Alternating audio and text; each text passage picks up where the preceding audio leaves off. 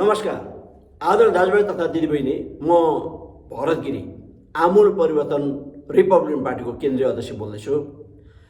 बालनज्यूले 100 भन्दा बढीको सामान कसैले पनि इन्डियाबाट ल्याउँछ भने त्यसको कस्टम तिर्नुपर्छ भन्ने जुन नियम अगाडि बढाउनु खोज्नुभएको छ र यसले भारतमा यसले बडो ठुलो तहल्का मचेको छ र त्यहाँ रुवाबासी सुरु भएको छ, विशेष बोर्डर क्षेत्रमा। नेपाली जनसमुदाय तपाईँ पनि यो देशको समृद्धि चाहिरहनु भएको छ, परिवर्तन चाहिरहनु छ, भ्रष्टाचार अन्त्य होस् भन्ने चाहिरहनु छ, घुसखोरी अन्त्य होस् भन्ने चाहिरहनु भएको छ भने नेपाल सरकारको विरुद्धमा खडा हुने होइन, नेपाल सरकारसँग तपाईँ खडा हुने हो। तपाईँले त्यहाँ इन्डियामा गएर सामान किनेर नेपालका मार्केटहरूमा तपाईँ भन्दा चाहिँ आफ्नो निजी आदरणीय जनसमुदाय, मलाई क्षमा गर्नुहोस्, तपाईँ बोर्डर साइडमा जति पनि आदरणीय जनसमुदाय तपाईँ हुनुहुन्छ, तपाईँ व्यक्तिगत फाइदा त भयो होला, त्यहाँबाट कालाबजारमा सामान ल्याएर बजारमा बेचेर नाफा कमाउनु त भयो होला, तर तपाईँलाई थाहा छ त्यसले देशलाई कति घाटा पुग्छ।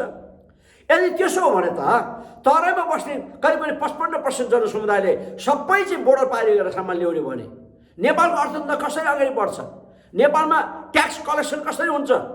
अनि यो काला बजारलाई रोक्ने त पनि भने होइन त, काला बजारमा ठुलो मात्रै काला बजार हुन्छ कि सानो पनि हुन्छ। त्यसले गर्दा बोर्डरमा बस्ने दाजुभाइ दिनु तपाईँलाई अलिकति असहज र अलिकति अप्ठ्यारो भए पनि तपाईँ किन इन्डियामा गएर किन्नुभयो?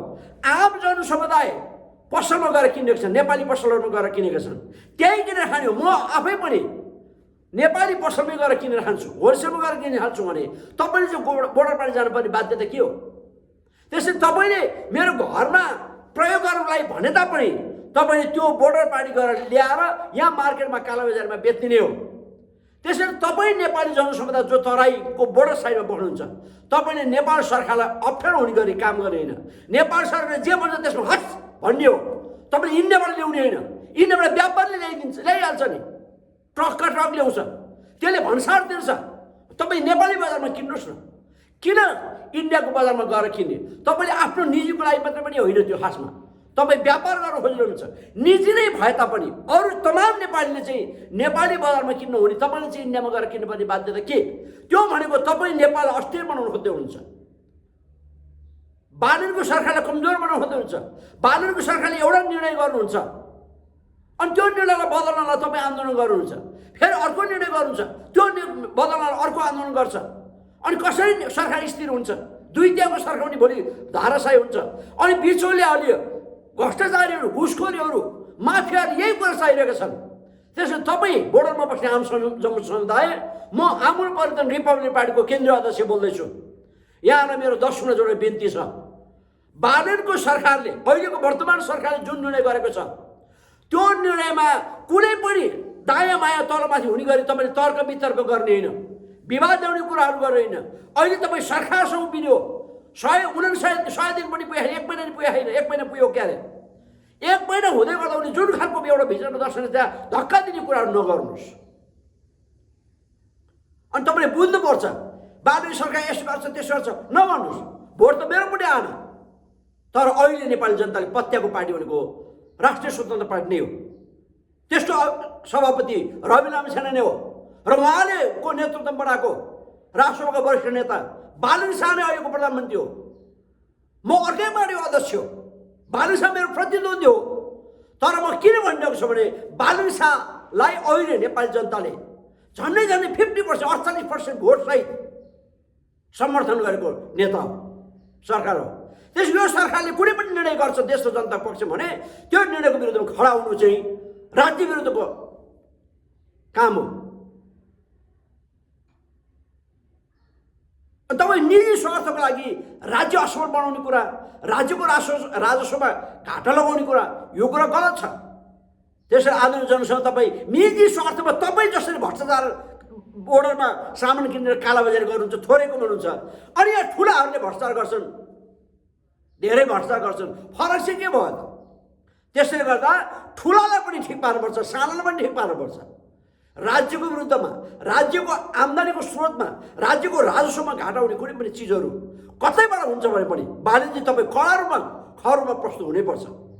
यस्ता खालका बहानाबाजीहरू चल्दैन। यही बहानाबाजी गर्दाले यस्तै साना साना कुरा व्यक्तिगत स्वार्थमा आन्दोलन जुलुस यो गरेर आज देश पछाडि परेको। अन्यताहरूलाई पनि घुस खानलाई बाध्य बनाएको। त्यसैले बालनज्यूको विरुद्धमा उहाँको सरकारले अहिलेसम्म गरेका जति पनि निर्णयहरू छन् यसको विरुद्धमा कुनै पनि खाले आन्दोलन, असहयोग र अस्थिर बनाउने कुनै पनि गतिविधिहरू बन्द गरियोस्। र विशेष बोर्डरका दाजुभाइ दिदीबहिनी, म तपाईँलाई 10 जोड बिन्ती गर्दछु, केही समय धीरज गर्नुहोस्। तपाईँले सायद बोर्डर पारी गरेर सामान किनेर कालो बजारी गर्न पर्ने परिस्थिति नै आउँदैन। यो देश आफै समृद्ध हुँदैछ।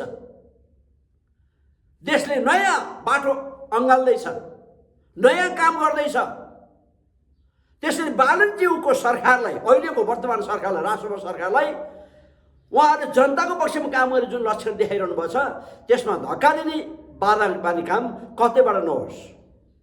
र बोडो साइडका जनसमुदायले यहाँहरू यो विषयमा अलिकता सहनशील भइदिनुहोस् र सरकारलाई निर्णयमा बदल्न पनि बाध्यता नमान्नु। तपाईँले गरेको आन्दोलनले इन्डियाका व्यापारीहरूलाई फाइदा छ। अनि नेपालको पैसा चाहिँ सबै इन्डियामा लगेर कालोबजारीमा गएपछि राजस्व चाहिँ सरकारको होइन त, अनि देश कहिले धनी हुन्छ? त्यस एउटा राजस्व चुहाट हुने कुराहरू नै त्यो क्षेत्रलाई बन्द गर्नुपर्छ र बालनजीले बोर्डरमा गरेको कुरा त्यही बन्द गर्ने प्रक्रिया हो।